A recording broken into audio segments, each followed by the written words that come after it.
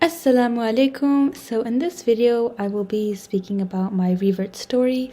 For those of you who haven't seen me on TikTok, basically I was born Jewish to a Jewish family and I converted to Islam in 2018.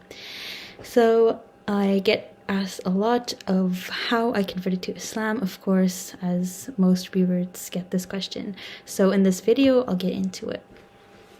So, as I mentioned, I was born to a Jewish family. I was born in Montreal, Canada, to actually a Hasidic family. So, up until I was 3 or 4 years old, up until my parents' divorce, I was raised Hasidic. And afterwards, once my parents got divorced, my mother took me and my siblings out of the Hasidic community, but we still remained Jewish, of course, and we still remained in the Jewish community.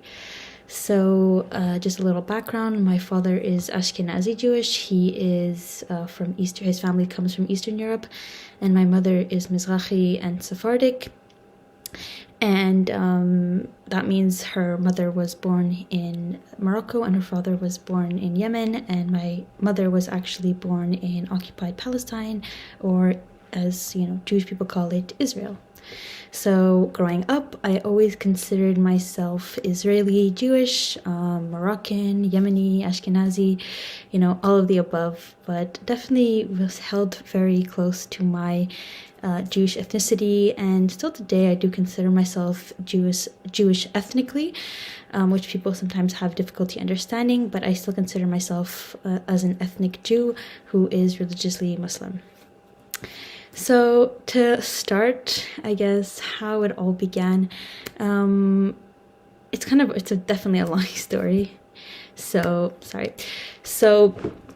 I went to a Jewish school my whole life, obviously up until the end of high school. So at that point, I was super Jewish, believed in God. I always believed in God, but I believed in Judaism specifically. I believed in the Torah. I believed in the teachings of Judaism because I had a Jewish education and I held really closely to that. Since I went to Jewish school, I was also actually a staunch Zionist. I was super pro-Israel, and yeah, I held really closely to my religion and to, I guess, what I thought was my nationality, being Israeli. So my whole high school and elementary, I considered myself Jewish, and I practiced Judaism pretty religiously. My family, although they left the Hasidic community, we still remained like modern Orthodox or conservative, so we still dressed modestly, and we kept Shabbat, we kept all the holidays, we kept fully kosher, and I mean, we still do keep fully kosher in my family's home. So yeah, it was only until I graduated high school, once I left, the Jewish community, that I started meeting, non-Jewish people. And it all started basically when people would start asking me questions about Judaism, and I would answer them, and sometimes I'd be met with challenges. They would challenge me, but this. For example, I had a woman ask me about Shabbat, and I explained to her because the Torah says that we must cease work on the seventh day, because God created the world in 6 days, and the seventh day He rested. And she was like, yeah, but how come you can't use your phone? You can't do this, you can't do that. There are a lot of rules. And, it started putting a lot of doubt in me. And I remember that question specifically from that woman. I still remember who asked me that. Her name was Mary, and I worked with her at a grocery store. And anyways, I still remember that, and it really stuck with me. And at that point, soon after, I started realizing that a lot of things that Jewish people were doing didn't make sense to me. And I was like, So I started distancing myself away from Judaism. For example, I started sneaking my phone on Shabbat, so I wasn't keeping Shabbat fully like my family was. So I'd be in my bed under my covers because I shared a room with my sister, and I'd be on my phone. So it kind of started like that, and I started having a bit of doubt in my heart about what I was practicing, and then I basically started distancing myself from God. So I lived like that for a few months, but then at one point I was I feel alienated from God. I feel I need to become closer to God. I feel I needed to mend my relationship with God because I was starting to feel, empty without God's presence in my life. So before going to school every day on the bus, I took a little Tehillim, which is a book of Psalms, which is written by the King David. And I started reading that, and I was like, you know what, hopefully that's going to, ignite my, my passion, my, in Arabic we say my iman, my faith. So I started reading that, and it was really nice. It was a nice book. And I remember one thing in particular that I remember that kept reoccurring was how King David mentioned that, he was prostrating in prayer to God. We prostrate in prayer to you, God. And it was mentioned over and over and over and over again. And that got me curious. I was like, why don't Jews prostrate during prayer? So I Googled it. I went to Chabad.org, blah, blah, blah. I did a lot of research, spoke to rabbis, but it still did not satisfy me. All the responses I was getting were not satisfactory to me. So I was like, this is weird. So as I was doing a lot of research, I was writing Jews prostrate during prayer, the sect of the Karaite Jews came up. So the Karaite Jews are Jews who follow strictly the Torah, and they don't follow the Talmud and other rabbinical texts or interpretations. And it was at that point that I realized that Judaism, standard modern Judaism that people practice today, is called rabbinic Judaism because it is inspired, not inspired, but a lot of the rules and a lot of the holidays and the regulations that Jews practice today are from rabbis, from rabbinical interpretations, sages, basically, from the past. And it was at that point that I was like, that's strange. But it also explained my questions, why did we do this on Passover? Why did we do this on Chanukah? Why did we do this on Rosh Hashanah? And it answered a lot of my questions. I was like, it makes sense because they're following the interpretations of rabbis and they're not following, strictly, they're following the word of the Torah, but these specifications, even the Shabbat, restrictions don't come specifically, all of them, from Torah. So I was like, you know what, maybe I should look into Karaite Judaism because it made sense to me. They were following strictly the Torah. At that same time, I didn't really have any Muslim friends. I had one Muslim friend, but she wasn't, we never spoke about religion. But I knew some Muslim people online that I would sometimes speak to. And one time I had a whole conversation with it wasn't a friend, it was a Muslim online friend that I never met. Actually, I never really met in real life. But anyways, we had a discussion and we were sending each other videos about religion, and I saw this one video about debates between Muslims and Jews, and I started realizing at that point that Islam and Judaism are so similar.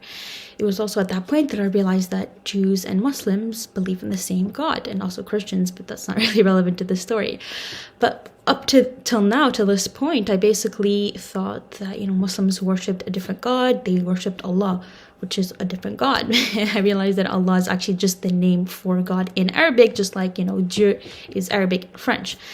So I was like, okay, they believe in the Torah, they believe in the Gospels, they believe in all of the Jewish prophets that, Jews believe in. And the only thing that they believe in more is the Prophet Jesus and the Prophet Muhammad as the seal of the prophets, and the Quran as the word of God. So basically that's the only addition that it has to over Judaism. And I also, while I was Jewish, was like, oh yeah, Muslims stole our texts, they're just reusing, they're copying our texts. That's really what I believed. And I realized that it wasn't copying Jewish texts, it was literally the same God. So God was continuing his message, it's the same message, and it just has, I guess, some new information, some new tweaks. And I explained it to myself as it's like an update. People don't like when I use that term, but in my head I was like, it's like an update to Judaism. So at that point I was like, okay, it's not a whole different thing. And I decided to actually start looking to Islam. And also when I was thinking about, when I was reading the Tehillim and I realized that, he was saying, we prostrate in prayer to God, I did actually think of Muslims. So I was like, okay, that makes sense why Muslims pray to God. Pray to God, in the way they do with prostration, because that's what God wanted. That's what God says. And that's how Jews were praying up until a certain point, until the rabbis came along and said, we don't pray this way anymore. And I also remember, how like Muslims pray without their shoes on, and I was like, that makes sense because a mosque is a holy ground. When you pray when you speak to God, you're speaking to someone so holy, so you have to respect them and take off your shoes. And I thought of, the time when Moses spoke to God and in the burning fire, the Snebo el Ba'esh. I'm not sure exactly what it's called in English, but it's like the fire, and God said, please take off your shoes to speak to me and to address me. And this was holy ground, so he had to take off his shoes. And I was like, that makes sense. And it was like little things like this. At this point, I still was not like actually considering being Muslim, but it was little things like that that kept being added into like, I kept realizing that I was like, okay, Islam makes sense. This makes sense. Until one point I was like, you know what, I'll read the Quran. And I started reading the Quran, and the Quran made sense. And I was like, like there's nothing wrong with it. It's perfect.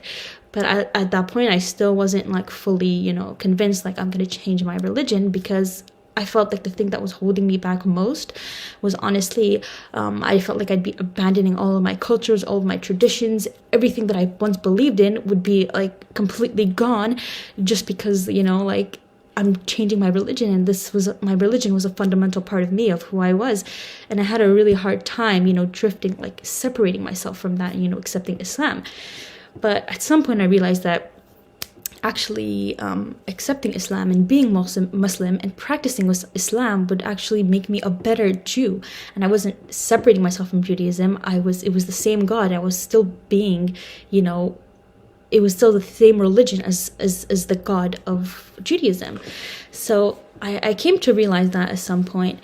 And it was just over time, like I said, many little things that I learned about Islam that made sense to me, even the modesty and, how the modesty of like, how Muslims dress, it made sense to me. And I'm like, my whole life, modesty made sense to me because I was raised Jewish, and it just all made sense to me. And I can't exactly remember what was the last drop that made me Muslim, but I do remember when I decided basically to become Muslim. It was Ramadan. It was 2017, and I was like, you know what, I'm gonna do Ramadan just want to see what it's like, So I was like, I'll do it. And as a Jew, I had fasted for like Yom Kippur, so it was like 25 hours for Yom Kippur. So I'm like, yeah, I can do this, and I was able to do this. And I was like, you know what, I want to fully immerse myself in it, so I'm gonna like pray too.